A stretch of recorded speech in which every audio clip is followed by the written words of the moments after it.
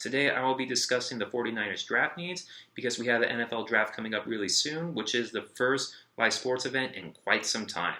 I am very excited, as you can tell right now, because I'm a sports fanatic. It's been a while. So, I'm going to be dividing the 49ers needs into two tiers. First tier is going to be rumors based off sources mentioning who wins targeted in free agency, and tier 2 will be educated guesses, which are the types of players that the 49ers might be targeting in the later rounds of the draft. So, without further ado, let's get started. So, wide receiver, I think, is their number one need because I don't think they have replaced Emmanuel Sanders yet, and I don't think they have a replacement for Emmanuel Sanders on the roster right now.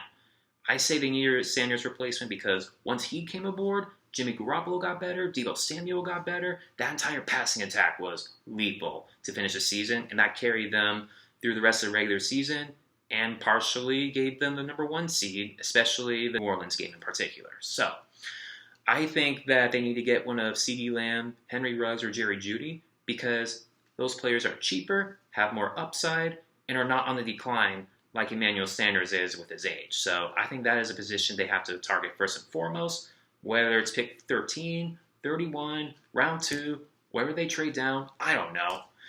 The NFL drafts every year, something crazy happens, so I can't predict it. All right. Although I can predict that the second most sought-after target will be defensive tackle. I say this because I know they went after Ndamukong Suh in free agency. They were trying to get him pretty fiercely, actually, but they didn't end up getting him. So what that tells me is that they only view DJ Jones and Solomon Thomas as rotational guys. So not necessarily starters like DeForest Buckner was. So I think John Lynch is going to spend a very high draft pick on trying to get a starter for the defensive line. All right, tight end. Why do you have tight end on there? George Kittle's on the team after all. Well, then explain why they went after Austin Hooper in free agency and why they were rumored to go after Evan Ingram. Well, they need to give George Kittle some breaks because he's a damn good run blocker. He is something else at that position. So he's going to get really tired. And he was a little tired in the Super Bowl. Granted, you can argue that his negated second quarter catch before halftime in the Super Bowl, that could have changed perspective, but you need to keep him fresh because this is a talent. So I think they can do that by drafting a tight end, more of a pass catcher type of ability, so George Kittle can have rest as needed. George Kittle can do the run blocking, but what you really need is someone who can spell George Kittle and be effective in the passing game like George Kittle can be. So I think they're going to go after tight end. They could trade after Evan Ingram, honestly.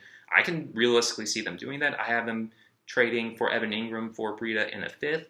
And if that's the case, then obviously they don't need to spend a draft pick on a tight end. But until they do that move, I see them going after a tight end in the draft. All right, so right guard. This is something I'm passionate about because Chris Jones was the reason why the 49ers lost the Super Bowl. He disrupted Jimmy Garoppolo in the passing game. He disrupted the flow, and he caused Jimmy Garoppolo to not see the field because the pass rush was just that lethal for the Chiefs, which I thought the Niners had, but it did not show in the Super Bowl, and as you can tell, I am still very bitter about that. So, they released Mike Person, signed Tom Compton, but I don't know if I see a starter at right guard. Yeah, Daniel Brunskill had 2 good games, but he's an undrafted rookie. I don't really know his upside quite yet, but you have a really good interior offensive lineman in Cesar Ruiz, who's projected to go late first round, beginning of second round. If he comes in, he can play center if needed. He can play right guard, and he'd be the type of player that keeps Chris Jones' hands down and allows Jimmy Garoppolo to see his reads as needed. So I really hope they go after a right guard because I don't think they have a starting caliber right guard on the roster that we can trust for a full season.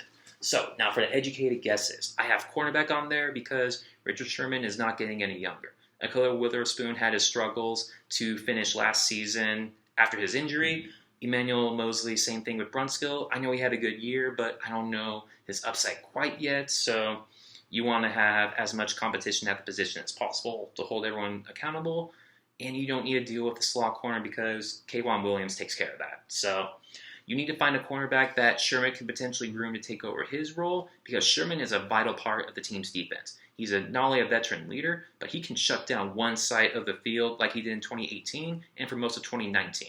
So Richard Sherman, because he's getting older, I don't know how many years he has left, you want to find someone who he can groom somewhere in the draft. So, but you can make an argument that they have starters on the roster already. They even brought back Jason Verrett, who was bothered by injuries last year. But you want to prepare for Richard Sherman's inevitable retirement in the near future as soon as possible, because Richard Sherman revitalized that defense and just has an amazing veteran presence that I should have appreciated more when he was in Seattle, but I did not like Seattle way back then. So, yeah, it's an awkward reunion, but we kind of like him now in San Francisco.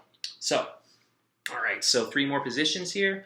Strong safety, and I say strong safety because below Jaquiski Tartt, not Jaquiski Tartt, you have Marcel Harris. Marcel Harris, I know he had that fumble strip against Lamar Jackson, but he did not do a good job defending Jared Cook in the New Orleans game.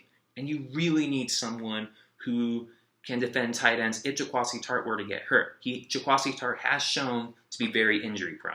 So, with that said, if they can get a good backup at strong safety, I am all for it. If it's in the first round, let's say Xavier McKinney, if he can play strong safety, I would question it, but I would understand it because you need depth at that position. You need to be secure at all the positions if you want to contend for a Super Bowl.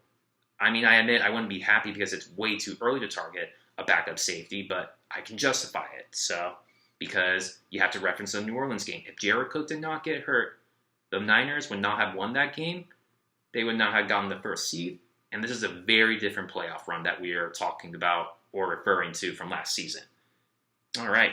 So next up below strong safety is offensive tackle.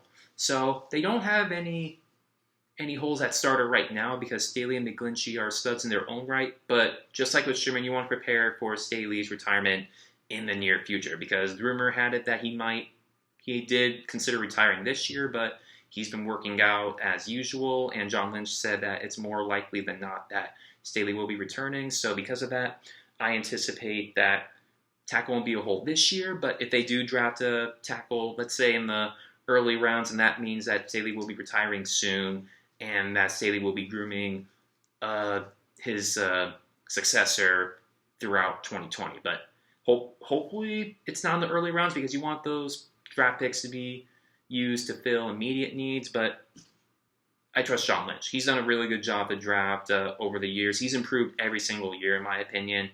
And I can make a separate video just assessing John Lynch's draft picks sometime this summer. But I'm a grad student. I only have so much time. And I got to take care of this draft video because the draft's coming up really soon. So you'll be getting more content from me down the line. But this is an immediate need. So, quarterback.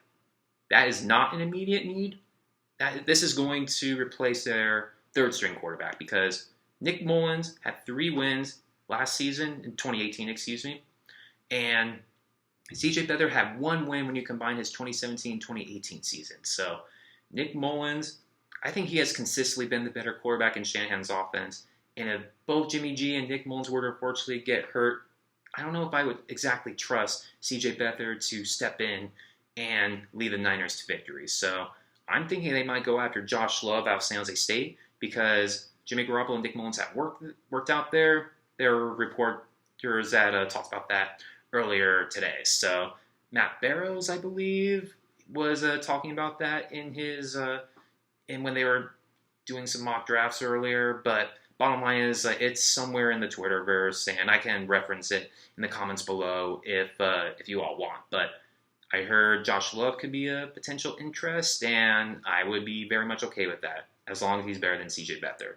All right, so this concludes the video of the 49ers draft needs for the 2020 NFL Draft. Thank you very much for watching. I really do appreciate it. But before I go, I think the 49ers, if they stand pat at 13 and 31, they will pick Henry Ruggs at number 13 to fill the Emmanuel Sanders void, and they will pick Ross Blacklock to fill the DeForest Buckner void.